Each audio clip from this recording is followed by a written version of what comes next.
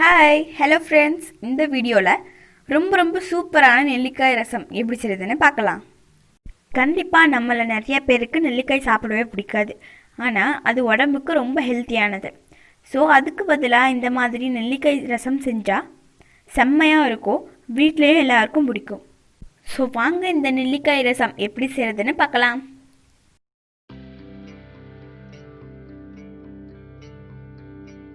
First இந்த மாதிரி ஒரு கடாய் வச்சுக்கலாம்.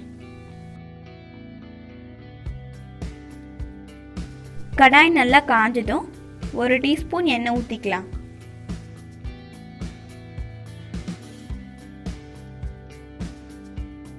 எண்ணெய் நல்லா காஞ்சதும் 2 டீஸ்பூன் துவரம் பருப்பு சேர்த்துக்கலாம்.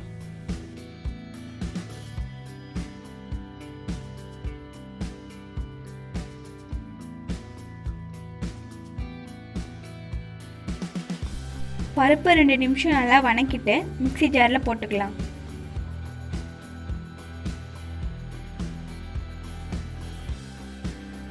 ஒரு டீஸ்பூன் சீரகம் சேர்த்து அதையும் நல்லா வணக்கிட்டு எடுத்துக்கோங்க.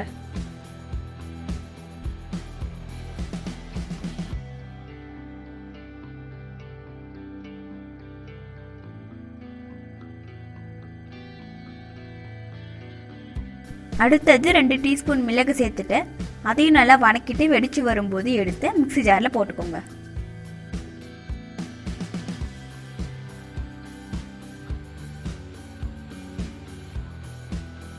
தேவையான பொருட்கள் அளவு எல்லாமே இந்த வீடியோ டிஸ்கிரிப்ஷனில் கொடுத்துருக்கேன், உங்களுக்கு வேணும்னா செக் பண்ணிக்கோங்க.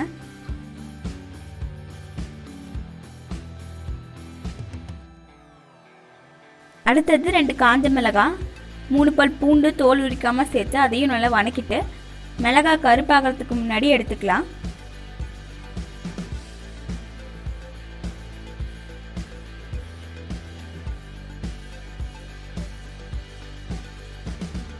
அவ்வளோதான் ஃப்ரெண்ட்ஸ், இதையும் மிக்ஸி ஜாரில் சேர்த்து எல்லாத்தையும் நல்லா நைஸாக அரைச்சி எடுத்துக்கலாம்.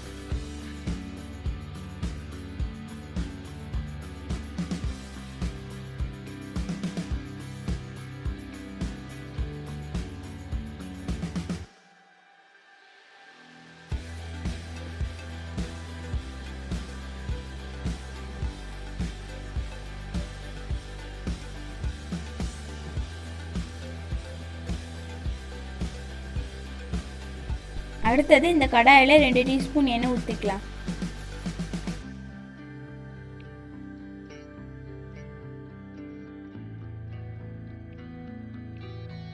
எண்ணெய் ஊற்றி அந்த எண்ணெய் நல்லா காஞ்சதும் கடுகு உளுத்தம் பருப்பு கொஞ்சமாக சேர்த்திக்கலாம். கடுகு நல்லா பொரிஞ்சு வந்ததும் கொஞ்சமாக குழம்பு தாளிக்கிற வடகம் கருவேப்பிலை சேர்த்துக்கலாம்.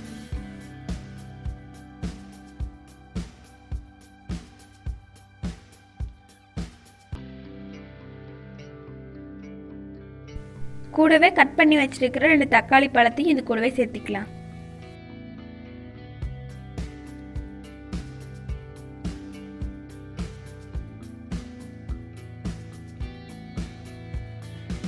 அப்புறம் கொஞ்சமா பெருங்காயத்தூள் சேர்த்திக்கலாம், நல்லா இருக்கும்.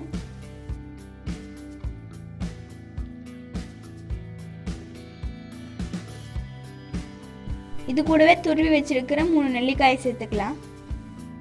நீங்களும் நெல்லிக்காயை இந்த மாதிரி துருவி வச்சு எடுத்து சேர்த்துக்கோங்க ஃப்ரெண்ட்ஸ். கொஞ்சமாக மஞ்சள் தூள் சேர்த்துக்கலாம்.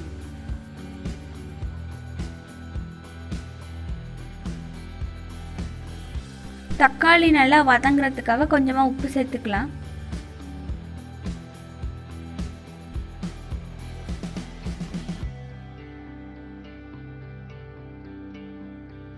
தக்காளி நல்லா வதங்கி வந்ததும் அரைச்சி வச்சிருக்கிற பவுடர் சேர்த்துக்கோங்க.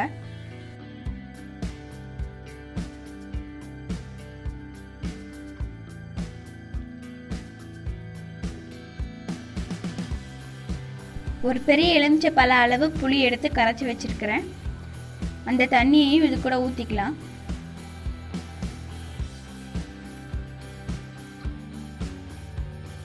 கூடவே தேவையான அளவு தண்ணி ஊற்றிக்கோங்க.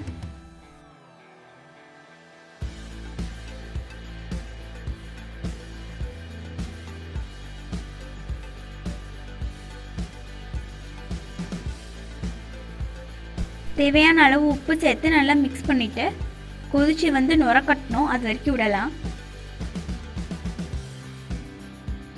நல்லா கொதிச்சு வரும்போது வாசத்துக்காக கொஞ்சமாக கொத்தமல்லி தழை சேர்த்துக்கலாம்.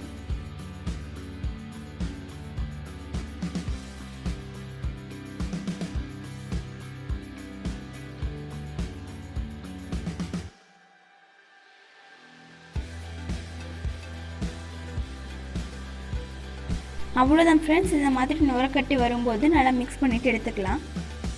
இந்த வீடியோ உங்களுக்கு பிடிச்சிருந்தா லைக் பண்ணி சப்போர்ட் பண்ணுங்கள் ஃப்ரெண்ட்ஸ். நீங்களும் இந்த நெல்லிக்காய் ரசத்தை உங்கள் வீட்டில் செஞ்சு பார்த்துட்டு கமெண்ட்டில் எப்படி இருக்குன்னு சொல்லுங்கள். ஓகே ஃப்ரெண்ட்ஸ், இன்னொரு சூப்பரான வீடியோவில் பார்க்கலாம். பாய் பாய். ஆனால் அதுக்கு முன்னாடி நம்ம சேனலை சப்ஸ்கிரைப் பண்ணிக்கோங்க. அப்போ தான் நம்ம சேனலோட புது புது வீடியோஸை நீங்கள் மிஸ் பண்ணாமல் பார்க்க முடியும்.